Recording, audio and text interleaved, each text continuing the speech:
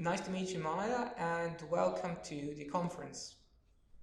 Now, to start with, you are one of the rare IBM Fellows, and why I say rare, there's been around 200 in the IBM's history.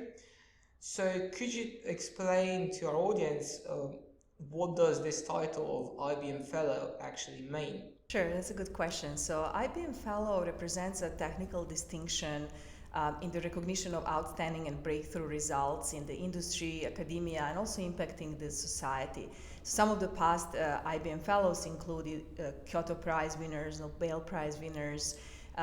They have been responsible for some major breakthroughs from innovations such as Fortran to scanning and tunneling microscope. It allows you to take photos of atoms.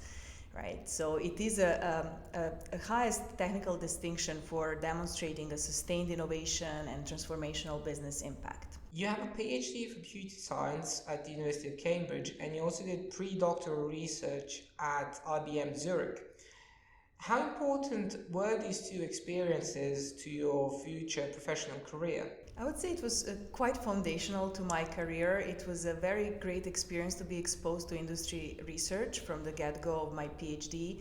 Not only did I get to understand and better appreciate the client problems and how industry approaches the sort of research innovation and kind of approaches the problem solving, but also to understand that process. How do you go from the idea, from the research concept to actually impact something through the product or a service that you're building? And furthermore, is there any particular reason why you chose to go into the private sector instead of sticking with the academic route you seem to have followed until then? So I would say, in a sense, IBM chose me. In the last year of my PhD, I did an internship at IBM T.J. Watson Research Center.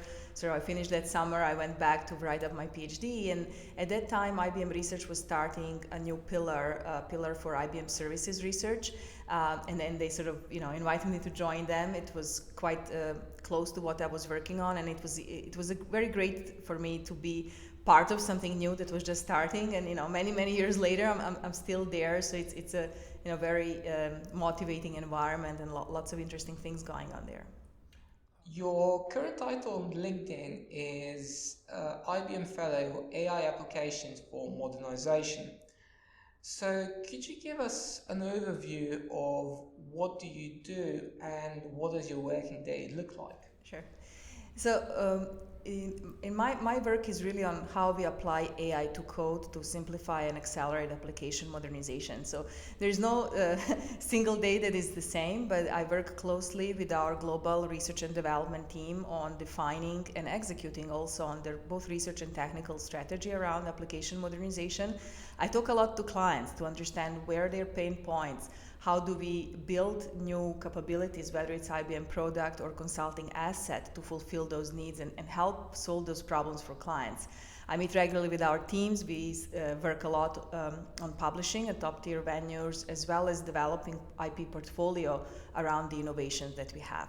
Now, tomorrow morning you will be delivering a talk, AI for Code, Transforming Application Modernization. And could you give us a bit of a teaser of what will be the key message you want to share with the audience? So we've seen in the past years sort of an unprecedented innovation in AI being applied to human language. Today, AI is being able to learn and reason in human language. So similarly, our premise and belief is that AI can be very effectively applied also to the code, which is the language of the machines. So in tomorrow's talk, I'm going to talk about some of the examples where we have actually seen the impact of AI for code already in the use cases around of application for modernization, whether it's the assessment of the application portfolios or refactoring of the large-scale business mission-critical legacy applications, where AI can help you introspect the code and understand how to potentially break it down or perhaps guide you through the re-architecting exercise.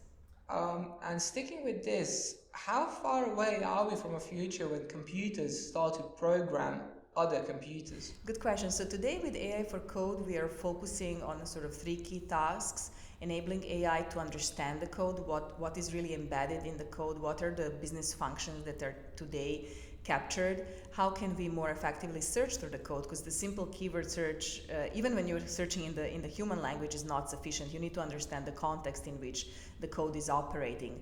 And then also program synthesis. How do you generate the new code? I think those are some initial building blocks that are going to augment the developers' sort of tasks, unleashing them more time and energy to focus on the creativity in the software engineering process. So it's really going to be this dance between the AI for code and the engineers. With this talk about modernizing applications, legacy applications are or will most likely become at some point a pain for any organization. The question is, what is the impact of AI for code when applied to modernizations of legacy applications? Good question again.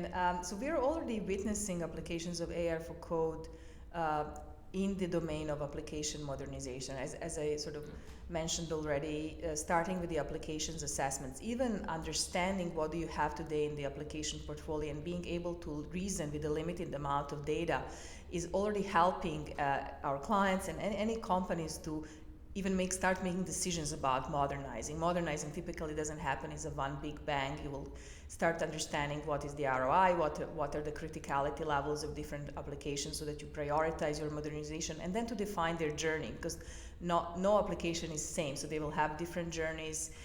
So in some cases you might start with lift and shift before you consider other scenarios. Similarly, when it comes to application refactoring, AI for code is already showing results in being able to understand the code and extract microservices out of the existing legacy applications. But having said all that, there is so much more ahead of us. There is also data modernization, which often is sort of blends together with application modernizations as applications and data come together. And finally, this is your first time at the conference, so what would be your message to someone who hasn't been here but is potentially thinking of coming next year? Say, come and join. I think I'm very excited to be here, and I'm very thankful to the data science organizers and IBM team for inviting me to share our vision of AI for code and some of the early results and impacts. I very much like the vibe of the conference and how it brings together not only the industry academia, but also the local and regional community. I think which is very important to sort of build that vibrant community and sort of evolve. It's also great to see many startups being represented and a variety of topics that touch upon a range of the sort of core foundational AI technologies to the applications, whether it's in healthcare, energy, and so on. Hi, my name is Maja Vukovic. I'm an IBM Fellow for AI-driven application modernization.